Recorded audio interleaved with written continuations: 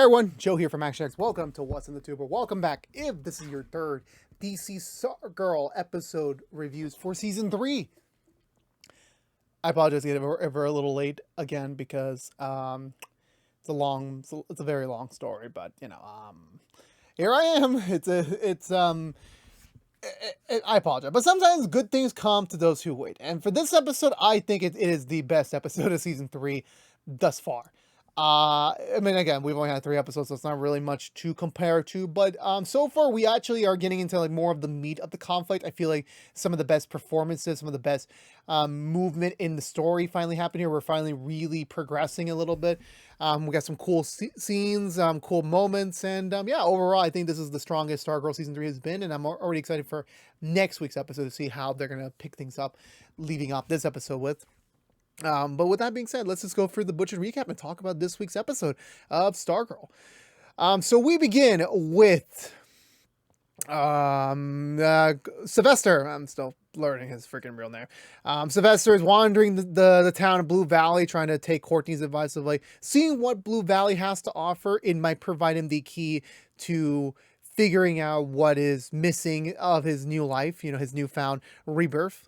What does he want to do? What does he want to like really accomplish now, since he's trying to like figure out who Sylvester is that isn't Starman. He's going around, he's trying coffee, it's really bad. He heads to the diner, gets a decent-ish meal, and then he runs into Yolanda, who's working a shift there, which I forgot she was working there. But then again, the last time we heard of her at the place, she quit, so it was kind of random. But anywho, this is like the first. I think this is the first time that Sylvester's actually interacted with someone that one-on-one that isn't just Courtney or Pat. So it was actually pretty nice to see like some interaction there. Yolanda asked the pretty obvious question, like, "What do you think the previous Wildcat would have thought of me being his successor?" And Sylvester's, well, the one thing that I'll give Sylvester being a little bit more like consistent as a character is that he's just straightforward and honest. He's brutally honest. And his honesty is like, yeah, I think Ted would have liked you. I mean, you're exactly the personality type that he was, where he's brash, very outspoken, doesn't give anyone any slack, and you're exactly the same person. So I feel like he would have been very proud of you being a successor to him, which obviously makes Yolanda happy. And also, I mentioned last week that we need to give Yolanda something that isn't just like blaming Cindy every week. So it was actually nice that she actually got to have some like somewhat of like a significant, successor input, because like Courtney now has that with him, and also Bev had it with the previous Dr. Midnight. I guess you can say there was some interaction between Rick and his dad, so you could say that as well. So Yolanda was kind of the only one who hasn't really got a direct, advice output. So this is kind of the closest we're ever going to get to that, unless they bring in time travel or they resurrect that Wildcat. But then Sylvester asks her, like, what is there to do, like, in Blue Valley when, like, you're not fighting the revived ISA or Eclipso? And honestly, I've been asking that question myself, like, what do you guys do between seasons? Like, there's got to be something more than that. And Yolanda just says, well, we got school, we got work, we got church. And, it's just like, I don't do school, I don't do church, but work, I can get a job somewhere, maybe work my way for a living, which honestly is a pretty good idea. And also, yeah, that sounds pretty boring. No wonder they skip out, the summers, the certain months out of the year, because like nothing's happening, nothing boring's happening. Honestly, it would be pretty nice. But I want to see a live action take of this. I want to see a show about superhero of the in-between stuff. Like, what do they do in between? Like, I want to see that. Like, that would be a pretty interesting show. But that's just me. That's just catering to me. I want to say the next scene we get is Beth and Rick driving out to school, I want to say, and Beth's getting once again voice called by her parents, and they apparently know about the gambler's death, and they're once again trying to insert themselves in, trying to make themselves feel important. I'm like, this is really starting to be cringe. I mean, I'm not gonna lie, it is starting to be a little bit of a cringe moment, but Bev hangs up on them, and she starts getting random notifications. Private files from the gambler has been uploaded to her network, and she's like just wondering, like, where is this coming from? Of course, it's obviously Cindy, who has already hacked the computer, so she's sending them all to Beth anonymously so that they can provide some sort of like progression on everything that's going on. However, she comes up across a special file, a special section about the Dragon King, how that's super password protected, so she can't really gain access to it. Meanwhile, Courtney is prepping breakfast, and honestly, that honestly looks like a pretty decent waffle play. Idea for anyone who does make waffles: make a waffle sandwich. So make some scrambled eggs, make some sauce, chop up some sausages, melt some cheese on there, put the waffle as the bread. I swear to God, it's innovation. We should do that. Actually, I tried a pancake sandwich like a month ago. It was really, really good. I really enjoy that. So they're enjoying their breakfast, and it's clearly a ploy by Courtney trying to apologize for cutting school last time. And I don't know why, because they already forgave her for that. But, you know, she's just trying her best, trying to be a good daughter. Sadly, their breakfast is interrupted by the Crocs, who don't believe they should be having waffles for breakfast. And, oh my God, this entire scene was just... I'm not a cringe guy. I'm not. Like, I understand why they do it to get a rise out of me and the audience, but I'm like, I can't even, like, why? Why did we need this scene? Did we really need this scene? No, we don't. Did we really need to see the Crocs, like, pulling up to them, like, throwing away their breakfast, putting down some weird oatmeal grain BS for... I get it. Like, I get it. It's meant to build muscles, meant to be healthy. I get that. But why? Why do we need... Why did you throw away perfectly good waffles, man? Like, why? Why'd you do that? And just seeing, like, you know, like, okay, they're just going to give them the breakfast and then they're going to leave. No, they have to elevate it further with the fact that that sports master just said, yo, pull up a chair. Like, let's just join in with the family. And I'm just like, you're just trying so damn hard, and they're just so nice to just not kick them out. And especially Artemis and Tigress, where they're just so happy to be included. Like, cause like, obviously when you're villains, or like when you're treated as a villain, like, no one really likes you. It's just so, it just irritates me on a cringe level. It really, really does. Yeah, so we head over back to the school, and so Beth is sharing her findings that yes, first Courtney has a meeting, a private one-on-one with Cindy about just everything about, you know, what Cindy did with, I forgot what she did prior. She does a lot of things. I completely forgot what she did last episode. And you know, they're just being firm about it. And then Courtney also goes to she runs into Cameron, but Cameron's being still cold and distant to her, because again, in season 2, Courtney literally left him when they were about to kiss, and you know, he just says, like, you always do this to us. Like, the moment we're starting to progress into something more, you dip out, you go away unexplained. And obviously Courtney has to do superhero stuff, but for him, he's like, I had enough. Like, I don't want to do this anymore with you. Like, you know, back the fuck off. And he's also like, him developing his powers is like, it's just elevating, like, just the coldness factor. No pun intended. So they meet up in the cafeteria. Beth shares that, like, yeah, so the gambler's been blackmailing the Crocs about something. So the Crocs are guilty about something that might be enough to put them back in jail. And of course, they're already like trying to pull the trigger. Like, yeah, let's do that. Let's get them back to prison where they belong.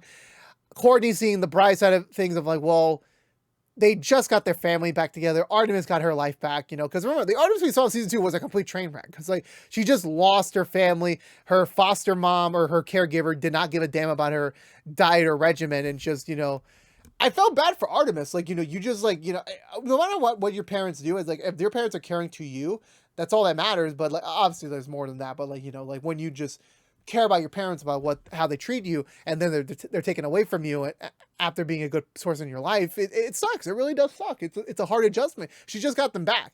So Courtney smartly says, like, we need to make sure exactly what happened before we accuse them and taking them away from Artemis again. Cindy shows up, and she gets a little bit angry by the fact they're having JSA meetings without her, and you know, obviously everyone's just trying to say, like, you literally are kind of guilty of a murder, and you know, she's just trying to line that delicate line over here, and you know, it's just they're all trying their best, and it's the best of like what they're able to do given the circumstances. But we came back over to the body shop.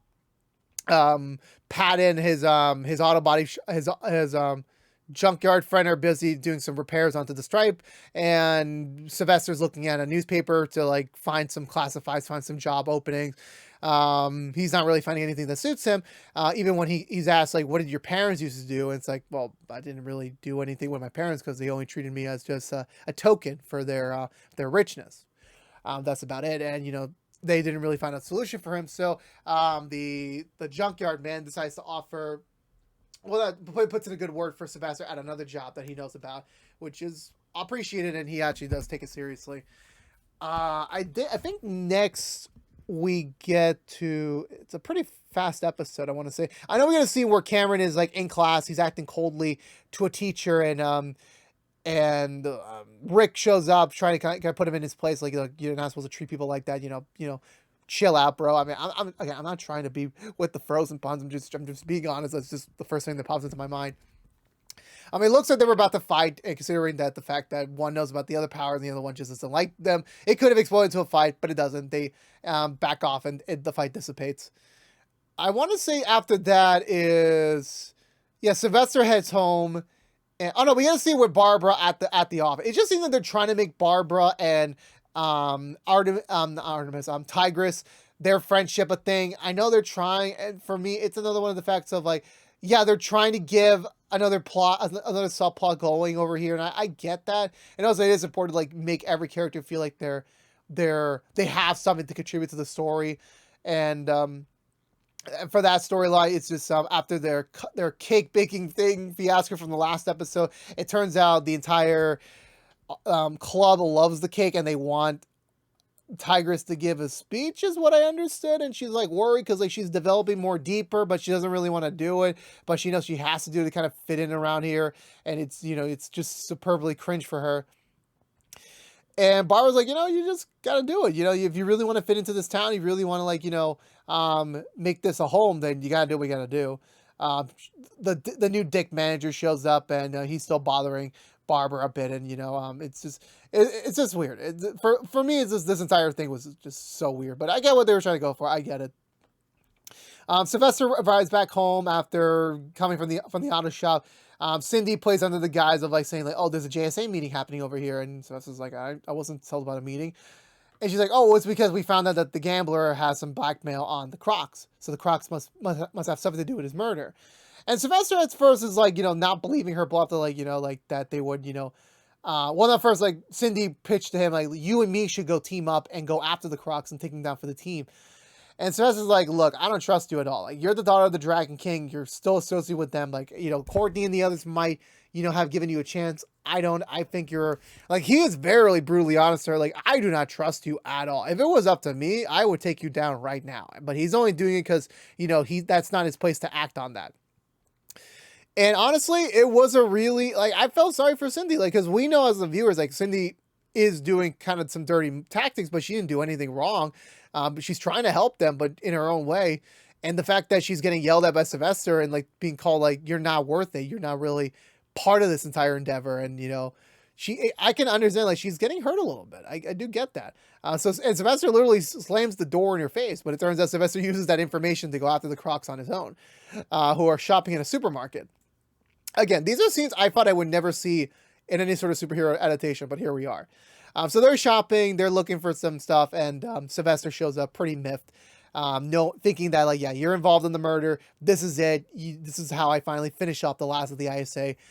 So they have a fight, and honestly, this is a really cool fight scene. Like, I never expected there to be a superhero fight scene in a supermarket of all places, which is actually quite ironic.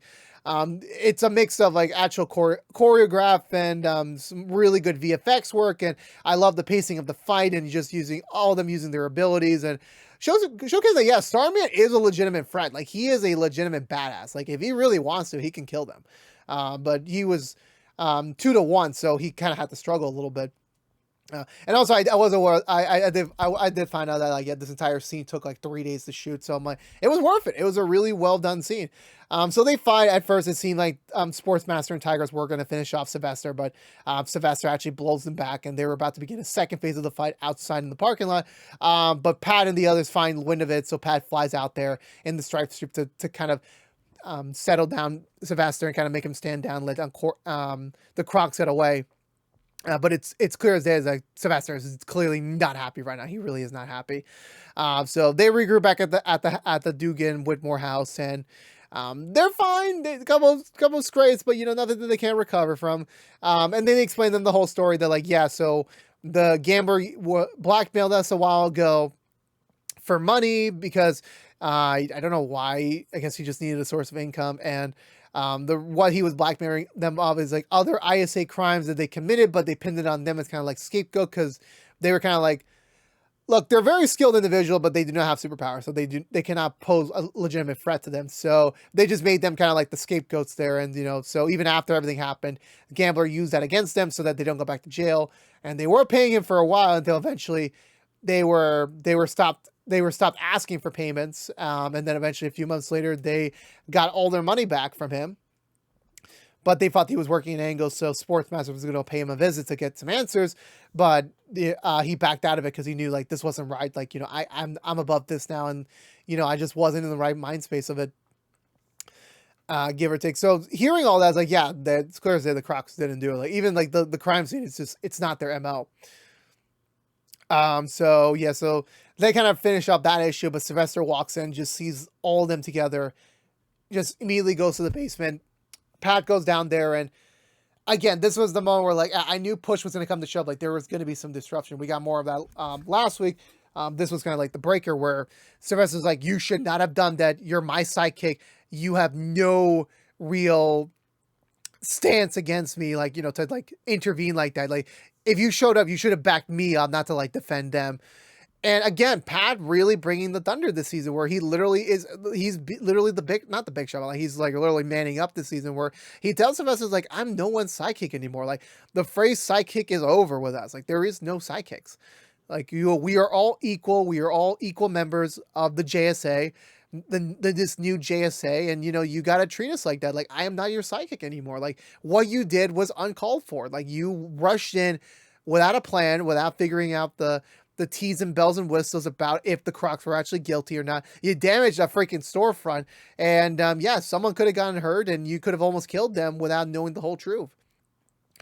And Sylvester isn't like really backing down from this, because like he literally said like, these people were responsible for killing our friends, and now you allowed them to live next door. And honestly, he does have a point there. Like they still were responsible for killing their friends.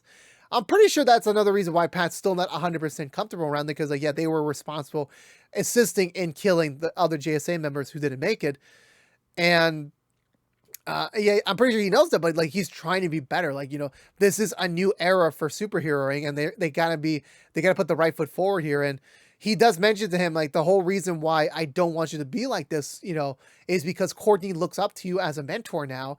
And Sylvester's like, what does that matter? He's like, well, originally for a while, Courtney thought you were her dad. Because, he mentions the entire thing back from season 1, that there was a coincidental, her real dad left at the same night that JSA died, when you died. So there was a good theory for a while that you were her dad. And then, that was honestly multiple times denied. And, obviously, eventually we did find out that it wasn't her dad. It was, just some other random bum who didn't really care about her and, would just come in for something and then he would leave. That right now, do you have the best opportunity to be a father figure to her, like really mentor her, in a way that, she never really got. Like Pat is her dad, but Sylvester could be another mentor that she might need, and, a real father figure that she might need right now. And Sylvester actually sees through with that. Like, he's burdened. He's never had a kid, and now he's kind of being burdened with the responsibility of like, this kid looks up to me. I got to make sure I'm setting the right example here. So he calms down after that. I want to say, oh God, I'm trying to remember what the heck happened next. Damn, this is kind of where I get iffy with my memory.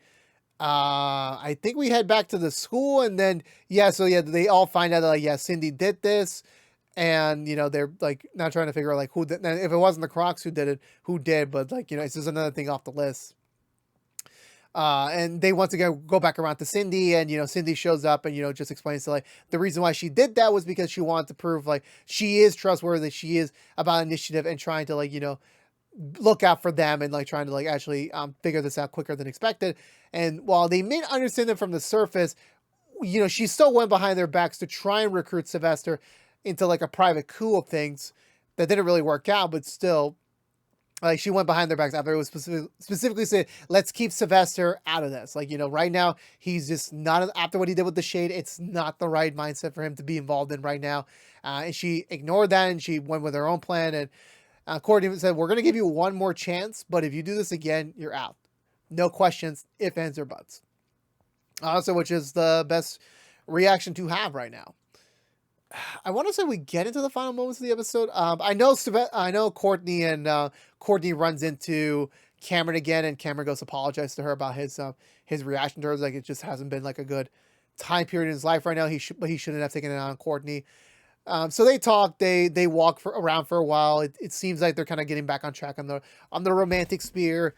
But Cameron pulls away at the last minute, says he has to go somewhere. So it's like kind of like a reversal when Courtney did it to him like multiple times in the last few seasons. And she knows, like, I did this to him. You know what? It's just deserves. Like, okay, that's fine. I'll talk to you soon. So they split up there. I'm trying to remember if there's any other scenes, like, because oh god, like, even though I said this was the best episode, like, some of the scenes are now fading from my memory pretty quickly. I want to say what happens next is Sylvester is, on his bed, just thinking, like, what else is he missing now? And he looks over some JSA files, and he's trying to think, like, well, maybe we missed something at the crime scene that would be a good indicator to what's going on here. Cindy's still trying to crack the laptop. It's not working out so well, but it reveals a slow backdrop to the back to the surveillance footage feed that we've been seeing for the last couple of episodes randomly. Whoever's watching them is, like, getting a little bit pissed. And so we cut over to back to the trailer where Sylvester's starting his, like, kind of his own solo investigation. And he's looking around for some stuff, but then he hears, like, a growl. He feels a presence, and it's something very massive to just grab him in one stroke. And I felt like, oh, this is how we lose. Like, because I'm pretty sure, like, can you really afford Joel McHale for the entire season? Like, he's a good actor. He's a really good actor. I mean, he's a really popular guy. So I'm like, can you really afford him every episode? And I thought, oh, this is the way they're going to kidnap him, and this is how we get into Mr. Bones and, like, all that stuff. Meanwhile, at the same time, there's a little bit of a montage going on where Pat is kind of, like, reconstructing the original Starman suit for him to wear again. And also we see Mike's only real part in the episode where he's just looking around, and he is a little bit bummed because, like, his dad was kind of set on him training to be the next Stripe, and then Sylvester stepped back and his focus kind of changed. So I could tell, like, he was a little bit bummed that the suit wasn't for him, which honestly does make sense a little bit. I know Cameron is getting ready to be trained to be Icicle Jr., I believe. That's what the direction, the tease they were going for there. But no, it's about how to go back to Sylvester a bit. Like, he doesn't get kidnapped. He just gets his ass whooped. And it seems like he's dead. I don't think they're going to kill him. Like, it would be kind of weird for you to bring back a character from the dead and just kill him again. I don't think so. I think he's just in critical condition. But he's at the trailer park again. He's knocked out cold. He's bleeding. And what's going to happen next? We don't know, because that's where this week's episode ends.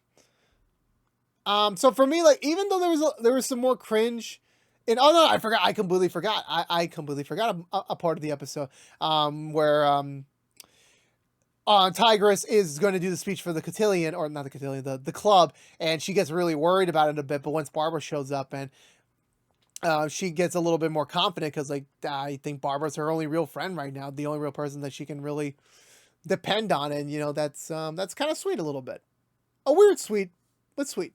Okay, so that's where I think I mentioned everything about the episode already. So for me, despite some cringe moments, I did think this was the best episode so far.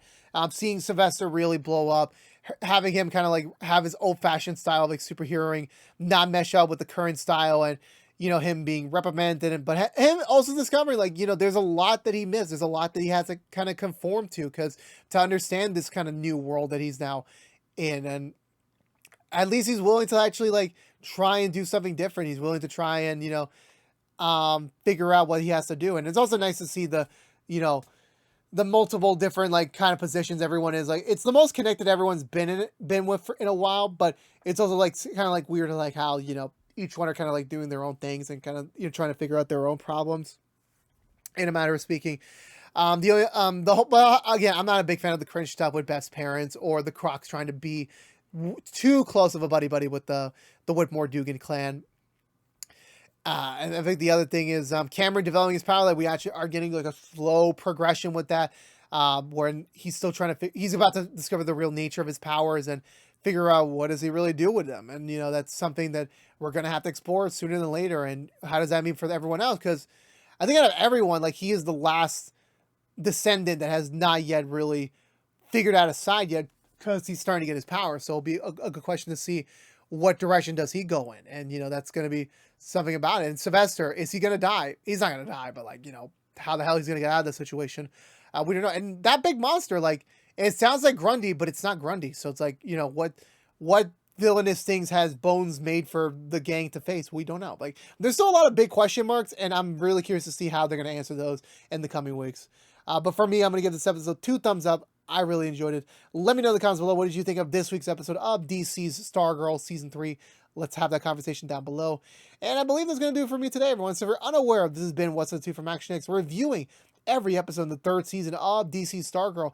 If you want to know what we're doing normally, What's the 2 besides our Stargirl episode reviews, we're currently doing HSM, TMTS, or High School Musical, the music of the series reviews each and every week after brand new episodes on Disney+. But if you don't care about Stargirl, you're in luck. We'll be back next week on time with a brand new episode for you to enjoy. So stay tuned for that. It's going to be a lot of fun to get back to it. Again, seeing where things go next week is going to be pretty exciting. But again, this has been What's the 2 from ActionX. Please subscribe to us on youtube.com/ActionX videos. Ring that bell for notification when our next episode review is live. Please also like, favorite, share this review if you want to. Please also follow us on social media. And please also ring the bell for notification when our next video is live. But until we see each other again, for all you Stargirls out there, I'll see you all next week. But until then, stay safe out there, be good to each other, and as always, peace out. I forgot the mask again. Jesus.